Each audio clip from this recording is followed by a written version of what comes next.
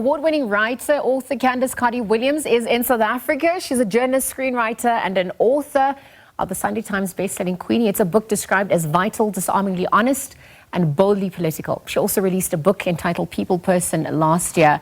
Back in 2016, she created and launched The Guardian and the 4th Estate BAME Black, Asian and Minority Ethnic Short Story Prize. It's the first inclusive initiative of its kind in book publishing. So she joins us now virtually as we review her books, Queenie and People Person. Candice Carty-Williams, good morning. Thanks for joining us on the SABC at this hour. Good morning. Thank you so much for having me. Thank you. Perhaps we could start off by having you speak about your debut novel, Queenie, which obviously won a Book of the Year at the British Book Awards back in 2020. It really made you the first Black writer ever to get this prize. How significant was that for you as well?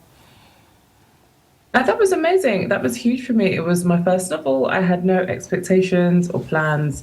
I think I was young and I was just out to write something that made people listen to me and listen to Black women. And so to win this huge prize and be the first Black person to do so was kind of like, whoa, I've actually done something here. But it was an amazing thing, and I hope I've gone on to do amazing work. So yeah. Well, speaking about amazing work, it gained traction. The book sold more than 500,000 copies. It was then made into a TV drama. I mean, how much say did you have in the production of the drama as it also evolved from that book form?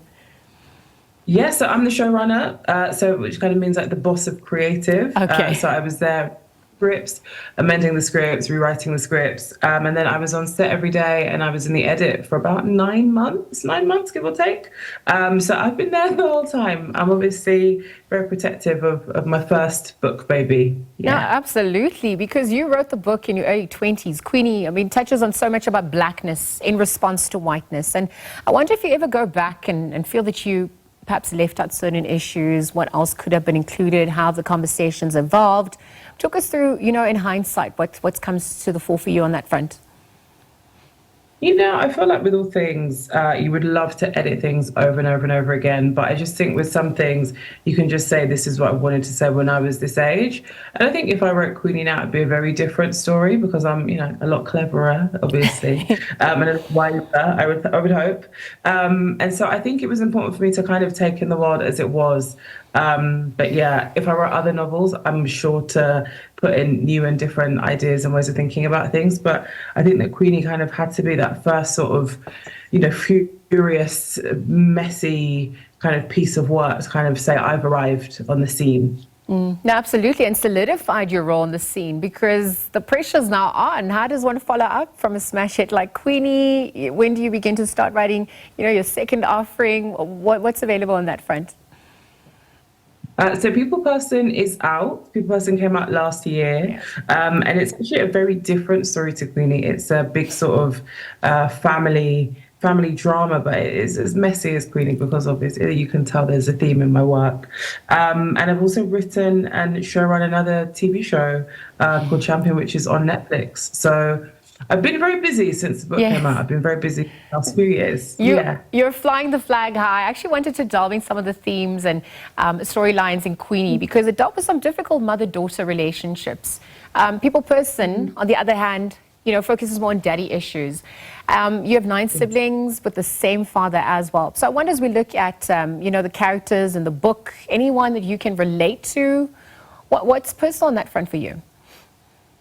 I would say no. I would say that I had to. So in this novel, it's 5 half siblings, and I just basically had to split my head in 5 and think about how it would feel for each of those characters to have all of those different relationships with one person. And so I try not to be. I try not to be like my characters, but I try to take different things from different people that I've heard or that I've seen, or people that I know, or even that I could hear a conversation and be like, I know the kind of person that you are. So I try to be as different as possible for all of my book people.